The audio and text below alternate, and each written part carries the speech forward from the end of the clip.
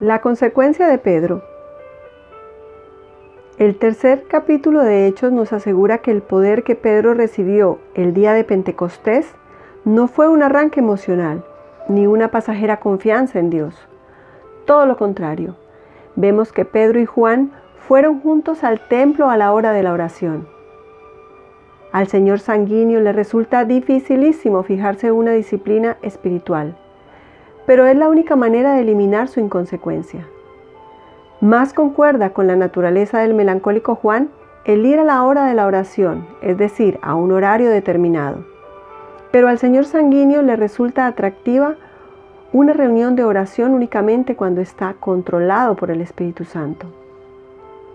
También vemos en esta historia otra de las características del Espíritu. Cuando controla nuestras vidas, dejamos de estar tensos y temerosos. Uno de los frutos del Espíritu es la paz. Esto significa en la práctica que seremos flexibles y estaremos a disposición del Espíritu Santo para todo lo que quiera ordenarnos. Pedro y Juan fueron al templo a orar, relajados en el Espíritu. Pero cuando vieron al cojo pidiendo limosna al lado de la puerta, fueron movidos a compasión y sus planes cambiaron radicalmente.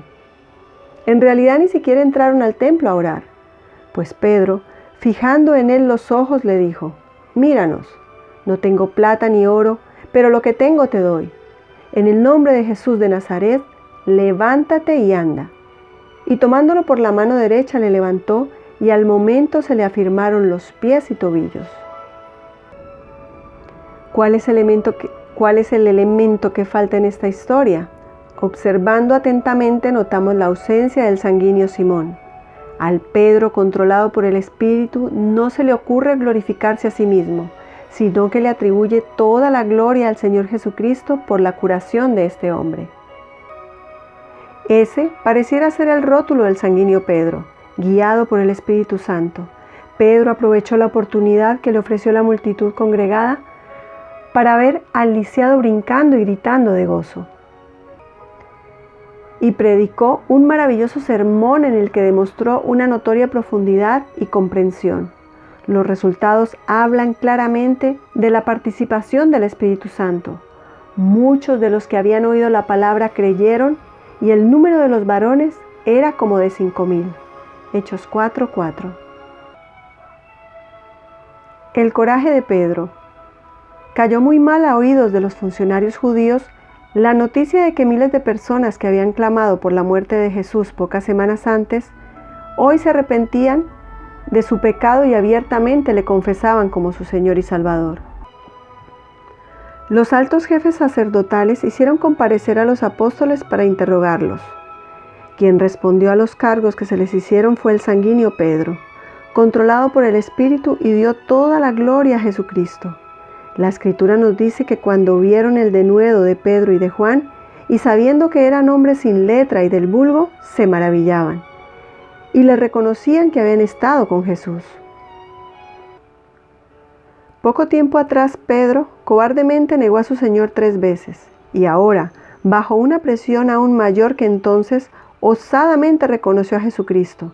Lo que dijo no fue expresión de una bravata típicamente sanguínea, sino que se identificó valientemente con el hombre que ellos condenaron. ¿Por qué Pedro reaccionó de manera tan diferente a la presión? Hechos 4:8 lo explica claramente. Entonces Pedro, lleno del Espíritu Santo, les dijo. Pedro no hizo ningún esfuerzo para adquirir su osadía. Se relajó y fue impulsado por el Espíritu Santo. Y así deberían actuar todos los cristianos cuando se les presenta la oportunidad de testificar. Un estudiante me formuló la siguiente pregunta: ¿por qué será que me levanto nervioso y tenso cuando tengo que testificar de mi fe a alguien? Le expliqué que esa experiencia muy generalizada ocurre cuando confiamos en nuestros propios dones y capacidades, aun cuando estemos sinceramente preocupados. La mejor manera para testificar de nuestra fe es entregarnos totalmente al Espíritu Santo.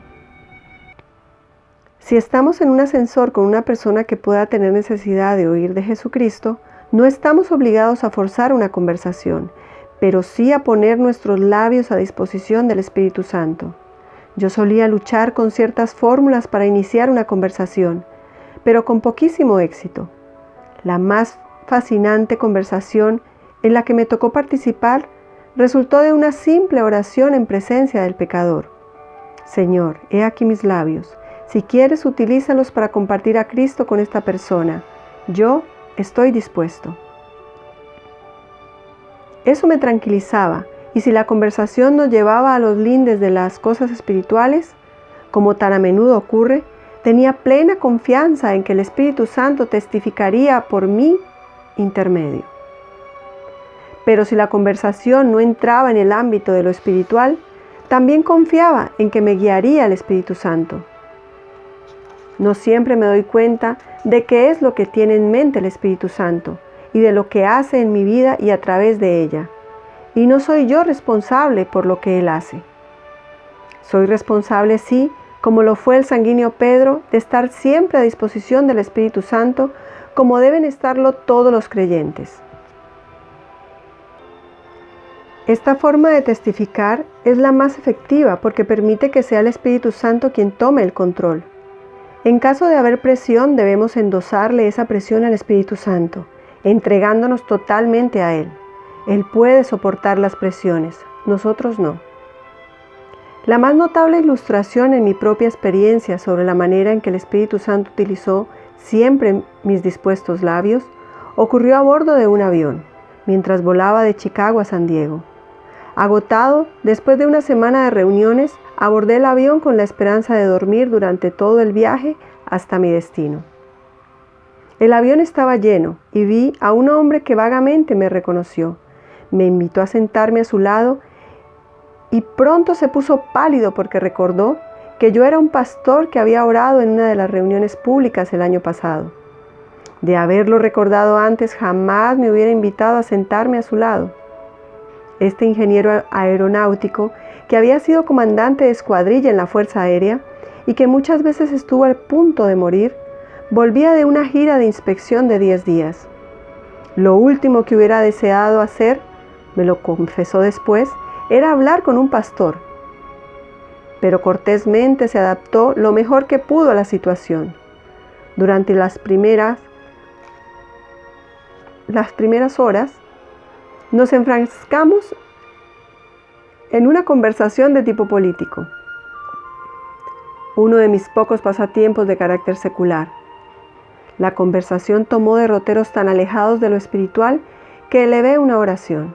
Señor, estoy seguro de que arreglaste este encuentro con algún motivo especial, pero no tengo la menor idea de cómo la conversación podrá tomar un rumbo espiritual.